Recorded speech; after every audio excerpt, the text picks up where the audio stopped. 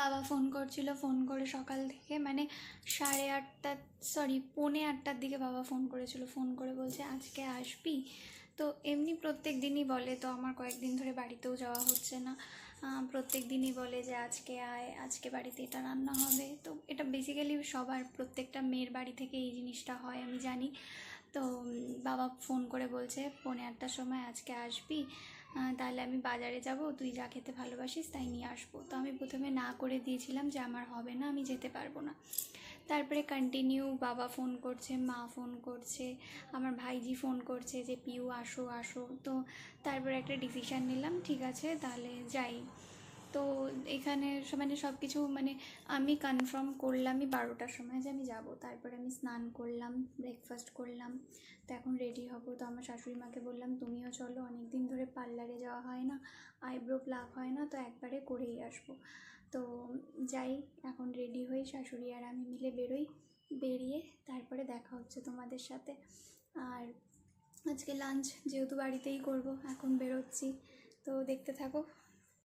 কি যাব না আমি কোথাও? আমি যাব না? কি হয়েছে?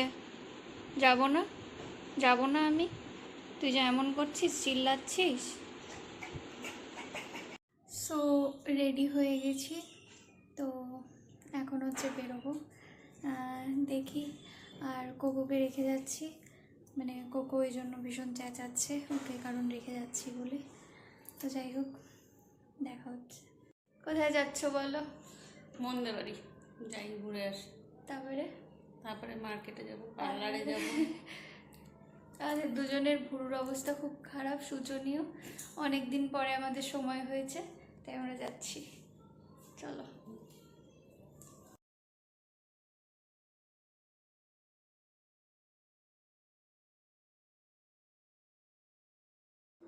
বেরোনোর সময় কোকো এমনভাবে চিল্লাচিল্লি করছিল যে ওকে রেখে আসতেই কষ্ট হচ্ছিল।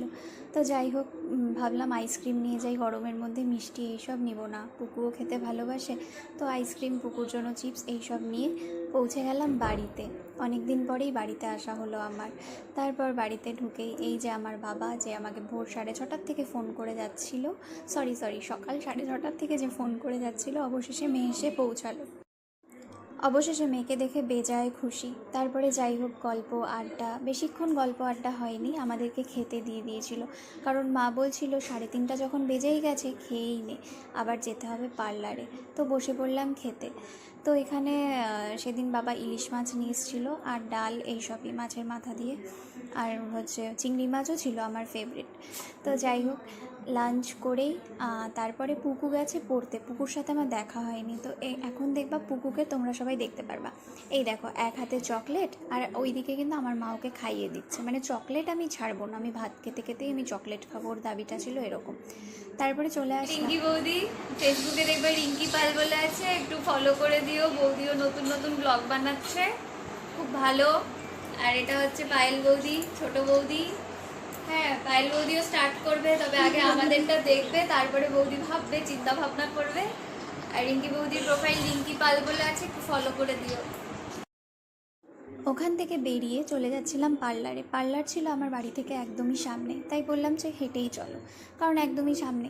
তো পার্লারে ঢুকলাম। পার্লারে ঢোকার আগে ভাবলাম অনেক কিছু করাবো, কিন্তু ঢুকে কিছুই হলো না। ওই যে প্রোগ্রামটা চেঞ্জ হয়ে গেল। আমার শাশুড়ি মা প্রথমে বললো মার্কেটে যাবে, তোমরা ক্লিপে হয়তো দেখতেই পারবে, কিন্তু মার্কেটে যাওয়া আর হয়নি। পার্লারে এসে প্রোগ্রামটা আমাদের চেঞ্জ হয়ে গেছে। তো নর্মালি এখান থেকে আমাদের শুধু থ্রেডিং করেই বেরিয়ে যেতে হয়েছে, কারণ সময় হাতে অনেকটাই কম ছিল। তো গেছিলাম কোথায়? গেছিলাম হচ্ছে আমার শাশুড়ির মামার বাড়িতে। বিয়ের পরে, মানে আমার বিয়ের পরে আমি প্রথম গেছিলাম। তো কারণ হচ্ছে পূর্ণিয়া থেকে আমার শাশুড়ির মাসি এসেছিলো বলে, তো সব বোনেরা একসাথে হয়েছে। তোমরা দেখতে পারবে যে ওখানে আমি সব আমার দিদা শাশুড়িদের সাথে আছি। খুব মজা করেছি, খুব এনজয় করেছি। যাই হোক, ভালোই গিয়েছিল দিনটা। যাই হোক, কার কার থ্রেডিং করতে কষ্ট হয় বিশ্বাস করো, আমার কিন্তু চোখ দিয়ে জল বেরিয়ে যায়। মানে আমি ভাবি যে কতক্ষণে শেষ হবে। আর আমার আইব্রোসগুলো এত মোটা মোটা না, যে কি বলবো, সহজে উঠতেই চায় না। তো যাই হোক, খুব কষ্ট হয় আমার থ্রেডিং করতে। তো আমি আর আমার শাশুড়ি মা করে নিয়েছিলাম। আর আমার মা ভাবছিল, যেহেতু আমরা বেরোবো, তাই মা বলছিল তোরা কর, আমি এখন আর করবো না, তোরা চলে যাওয়ার পরে আবার আমি আসবো করতে। পার্লার থেকে করে বাবাকে টাটা বাই বাই করে, মাকে টাটা বাই বাই করে চলে গেলাম মামা শ্বশুরের বাড়িতে। তো যাই হোক, যাওয়ার পথে বললো, এখনও বললো যে মিষ্টি টিষ্টি নিব না, কারণ মিষ্টি এখন না কেউই খেতে চায় না, সত্যি কথা। তারপরে আম নিয়ে যাওয়া হলো। তো গিয়ে দেখো আমরা ফোন করছি, কারণ গেটটা লক করা ছিল। তো আবার ওই মামি দিদা এসে গেট খুলে দিয়ে, এই দেখো এরা কিন্তু সব দিদিভাইরা, মানে আমি দিদিভাই ডাকি, দিদারা এরা সব। তো আমার মানে শাশুড়ি মায়ের মাসি এরা। তো যাই হোক, খুব মজা করেছি আমরা। আর আমি যেহেতু একটাই নাত বউ, তার জন্য আমাকে অনেক আদর করেছে, অনেক ভালোবাসা পেয়েছি আমি তাদের থেকে, সত্যি।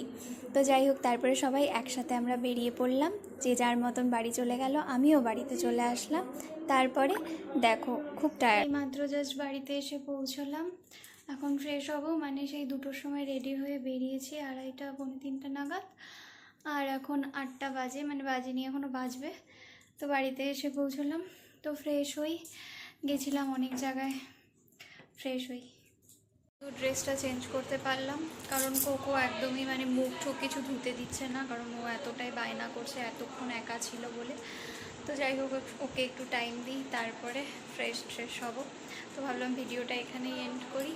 তো কেমন হয়েছে ভিডিওটা তোমরা একটু সবাই জানিও। Tata, bye bye.